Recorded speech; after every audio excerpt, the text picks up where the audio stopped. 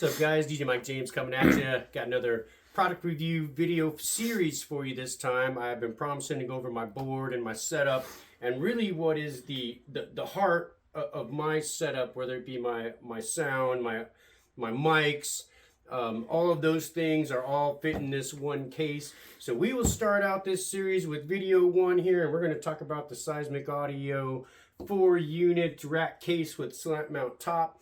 I want to talk a little bit about it. It is black with aluminum and stainless steel.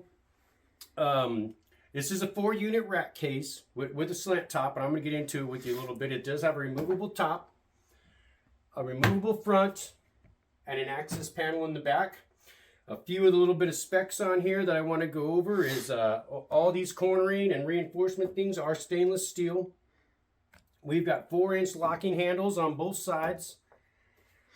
4-inch locking handles on the top as well, and a 4-inch locking handle on the rear door, which means I can lock this thing up nice, tight, and safe, and I don't have to worry about anybody getting into it, but it never really leaves me, so it stays with me at all times. Without further ado, I'm going to go ahead and start cracking this thing open so you guys can see. I do want to give you some of the specs just on the sheer size of this thing.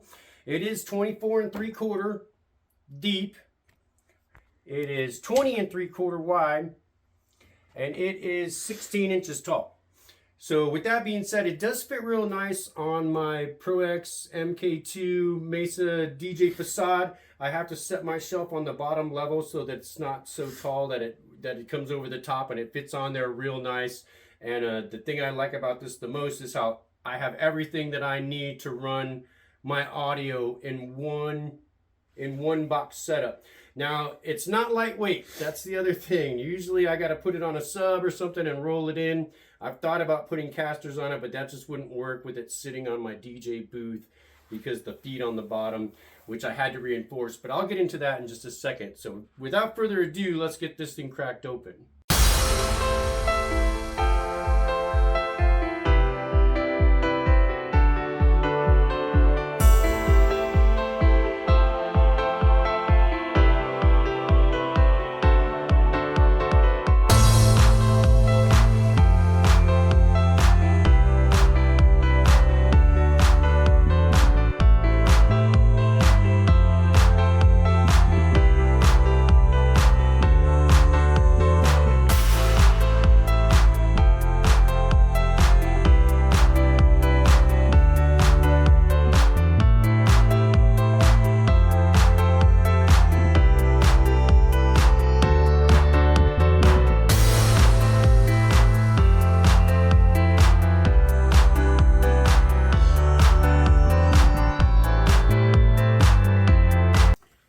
So let's go ahead and crack this open. This is the SAMRC 4U. It's a Seismic Audio rack case. Like I said, we do have our locking clamps. So I'm going to unlock this for you, and we're going to pull the top off so you can get which here it is. I'm going to set it to the side. It gives you a good top-down look at what I've got going on in here. I'm going to pull my front. And this is how I access the front of the unit. And when we come back around, you'll get to see everything else that's in here. I did modify this unit to fit my Rockville RPM 870. We'll go over some of that. Now I'll show you the mounting points and some of the bracketing in here so that you can see. I wanted to be able to put the top on and not have to unplug anything. So as you can see, when I take my top off, my mics are all in, my inputs in, power for my mics, power for my board, power for everything else will run through the sides. Another modification that I made on it was I used a 50mm hole saw, which is basically a 2-inch, so that I made access panels on both sides on the corners and also in the back so that I could get my my speak-ons through my board, because they would not have fit through this back access panel, which I'll go ahead and remove that too, so that when we take some shots here in just a second, you guys will be able to see how everything's working in there.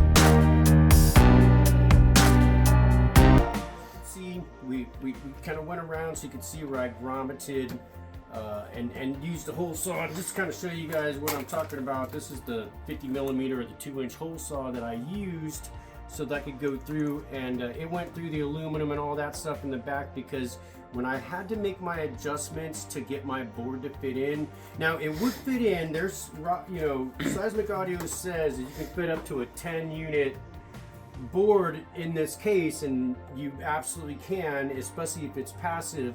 But since my board is powered, it sits a little taller and it has its own slant so that it's more user friendly.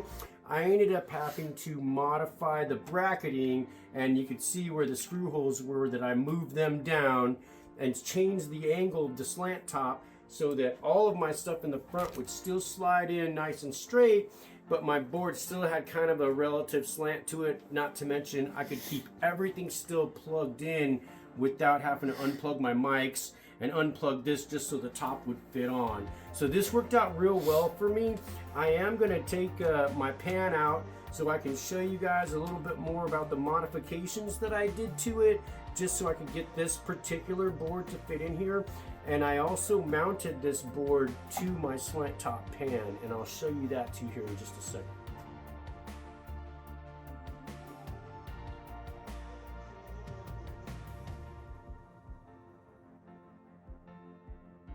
So as you can see, I had to do my 2-inch here so I could go through, because when I offset the board to leave my cabling in, it just wouldn't accept my speak-on connection. So I had to figure something else out, and I found these, a 10-pack of these grommets. They're 2-inch, they fit my hole saw. My speak-ons go right through there. Or if I wanted to run 1/4-inch phono, I can actually run those through the access panel or through the holes. And then the side holes are for running in my sub outs and my speaker outs. But I'm gonna pull this off here now so you guys can see what I'm talking about.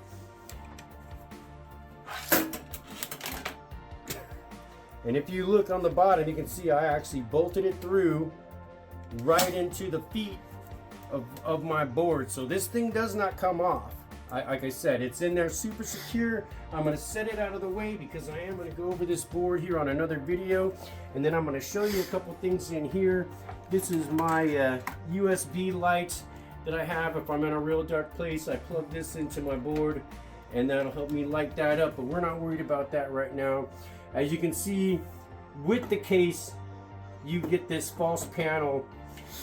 If you look in here, you'll see that the only reinforcement are these blocks.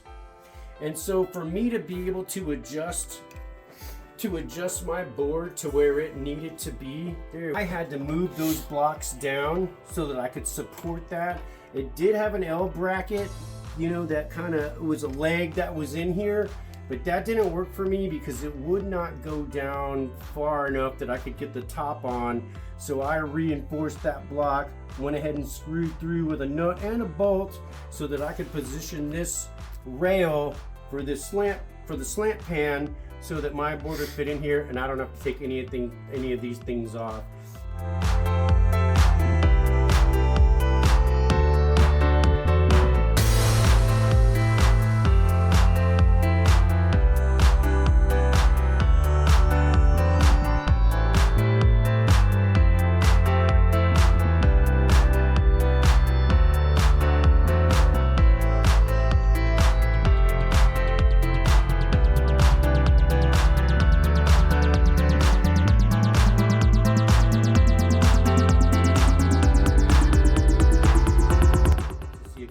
Things in here as far as my mic setup, my 2-unit drawer, and those things, and I'm going to get into those here in just a second.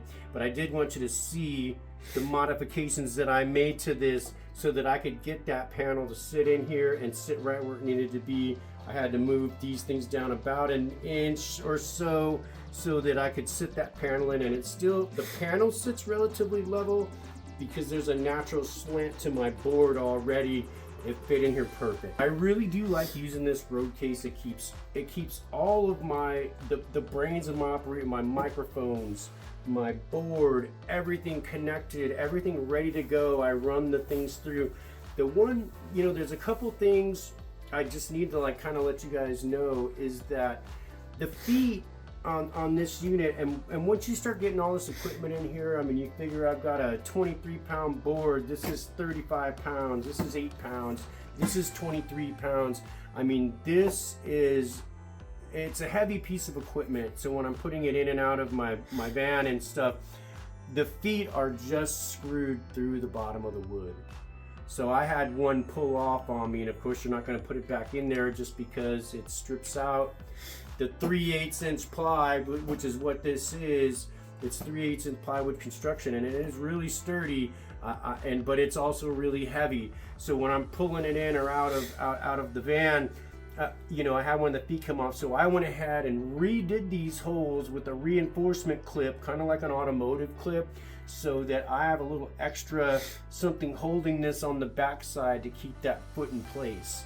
But love this road case. Like I said, for a 4-unit slant top, I've got a 2-drawer unit, I've got like a half unit mic setup, and then I've got my slant top on top, which, by the way, the slant pan does not come with this. I think it is extra. I'm not sure what the current price is. They were about 20 bucks before, but that's not saying much because I checked prices on this today and it's about $165, and it is not currently in stock. But that's not to say that Seismic Audio won't get them in there. I mean, for the money, if you're running this similar type of setup with a powered mixer, wireless microphones, and my 2-drawer unit, which I will get into here in a couple more videos so that you guys can get a real good understanding of how all this stuff runs together. I really do like this. It keeps all of my stuff. I'm not looking for a place to set up my microphone receiver. I'm not having to find another place for that at my DJ booth. I've got it all compact, all in one unit. One other thing that I would advise you on is that I do like the 50mm 2-inch holes, but the problem with that is on my microphone, they give you this adapter, you know, and it will not fit through the 2-inch hole. So I end up having to run this over the top or out of the back to plug it into a power strip that I have outside on my DJ booth. Now, I thought about putting a power strip in here, but it just hasn't really seemed to work out quite yet because it is kind of tightly packed.